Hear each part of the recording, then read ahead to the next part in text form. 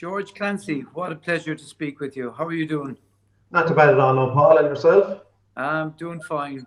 A recently retired international rugby referee, but I'm also told a former Limerick minor hurler. Am I correct? That's right, yeah. Back in the day, I did a little bit underage hurling for Limerick. All right, my claim to fame is that I managed to mark Dan Shanahan one day inside the Gaelic grounds for a Limerick against Waterford underage game. Brilliant, great stuff. Wow. And you played for a few years, a good few years with Bruff as well, yeah? I did, yeah. I was actually part of the UL freshers hurling team when I went into college, and then after that, Brilliant. I hurled with Bruff.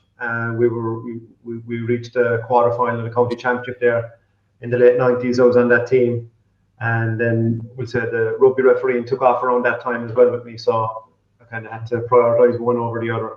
And yeah, that was one of the big sacrifices I had to make when I took up refereeing was that not to be playing hurling anymore.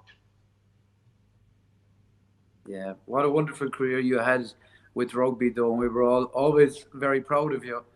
Um, Today we're speaking about the upcoming uh, event that Limerick GAA and Limerick City and County Council are hosting together uh, to remember the event of the curfew murders, or often called the murdered mayors, where George Clancy, Michael O'Callaghan, and Joseph O'Donoghue were murdered on the 7th of March 1921.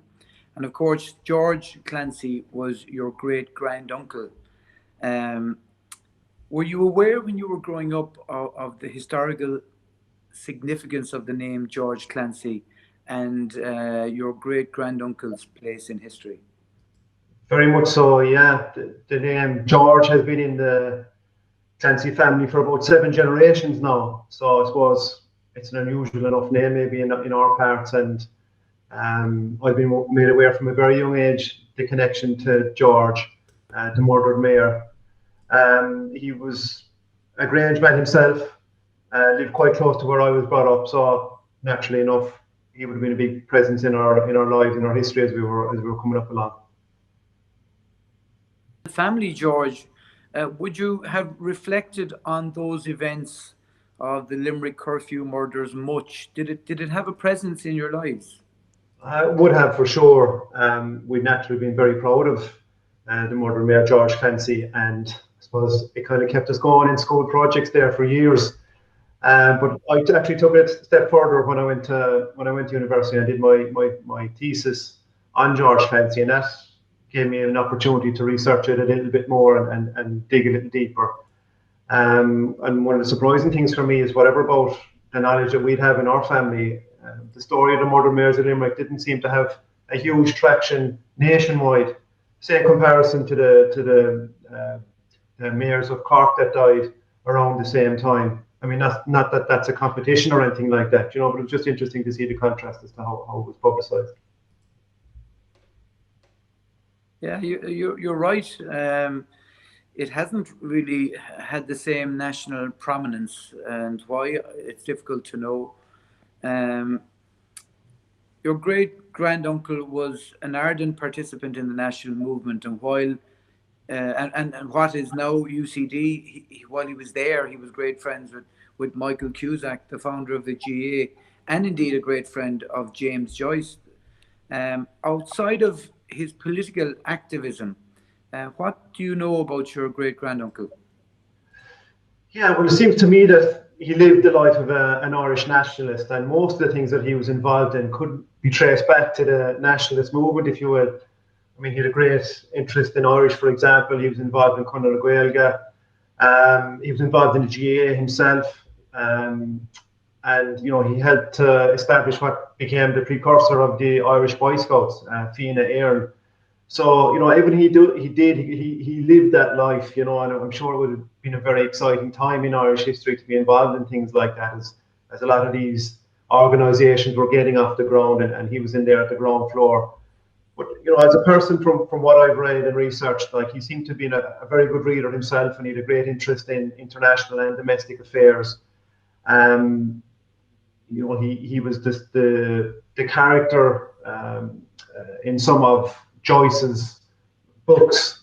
So I was kind of able to read Joyce's books myself and kind of see what kind of a man does George Clancy come across in those passages. And he's an Irish nationalist in that as well. He kind of plays the part of the peasant Irishman, if you like. And I don't mean that in a disparaging way, because I know Joyce had great time for George Clancy, and George Clancy himself was one of the few people who called Joyce by his first name, which was unusual, really, by all accounts at the time. So they did have a very strong friendship. And I know he was seen as a good leader, and he was seen as having a sense of humour. And there's some stories about himself and Joyce having a bit of crack in UCD at that time as well. And I know that he liked to travel out to Grange, and that doesn't surprise me. It's a very picturesque part of the world, and I'm sure whenever he did travel out to Grange, he was appreciating the natural beauty, and that would have helped to recharge his batteries. He married Molly Killeen from Limerick City in 1915, who was a national school teacher and indeed was the school principal in St. Patrick's National School. Molly Killeen then became Molly Clancy. Even after George died, became quite a formidable lady herself. She did indeed, yeah. I suppose, to be honest with you, Paul, I haven't really researched her history, yeah, mostly beyond that, because I know she moved away up to Dublin, but I know that she had a big part to play in compiling the report, obviously, into the murders. You can feel her strong voice coming through those detailed reports. She was one that had a lot to say, and as you said, she was a very formidable person herself. No, she was very close to Eamon de Valera as his political career advanced as well through the 50s and 60s. Maybe you listened to stories down through the years from the family, George. What is your own understanding then of what happened, just from your own discussions and your own deliberations as a family and the current generations? What are your own understanding of what actually happened on the tragic night itself when George Clancy was murdered? Yeah, well, I suppose the narrative that we were always told down through the years was that he was killed by Crown forces, that it was a hit squad led by a man named George Nathan that was sent out to kill the mayors of Limerick that night, and in addition to that, of course, O'Donoghue.